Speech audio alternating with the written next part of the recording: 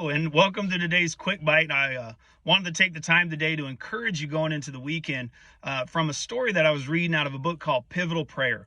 And in this story, there was a man who got shipwrecked and was stranded on an island for several days. Well, while his ship was wrecked, he was able to muster up the strength to gather up some possessions and take those things to this island that he was shipwrecked on, right, and stranded alone. And through that, he thought surely somebody was going to come by and rescue him. And after several days passed by, he realized that nobody was coming and that he probably should start to prepare to get things gathered and how he was going to survive. And so he created the shelter that was going to kind of keep him out of the elements. And in the shelter, he also was able to, keep his possessions stored, because surely at least he had some possessions left. Well, after a few days, he went out on a hunt, and on his way back from a hunt, he noticed and found that his shelter had caught on fire.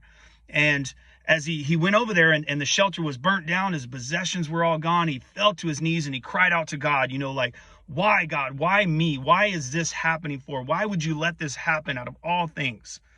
And after a few minutes, he stopped crying and he realized that, you know what? This is where God wants him at, and this is what he needs to do. And so he sat there and he looked to God and he said, you know what? I get it. I surrender, God, all to you. Whatever you want, your will be done. And within an hour, he was rescued. And as he got on that boat or that ship, he went and he asked the captain, he's like, hey, what took you guys so long to find me? And the captain replied to him, well, we weren't able to find you until we saw the fire. And then when the fire happened, we were able to rescue you and see where you were at. And, through all this, it reminds me of a Bible verse in Galatians 2:20, where it says, for it is no longer I who live, but Christ who lives in me. And I start to think like, man, what if every day we got on our knees and we surrendered to God and we said, you know what, today, Christ, I'm not going to live for my wants. Today, I'm not going to live for me, but rather I'm going to live for you, Christ. I'm going to live for the moments that people will notice you in me. What if we took every day and just took a moment before we started our days? What if we did that every day?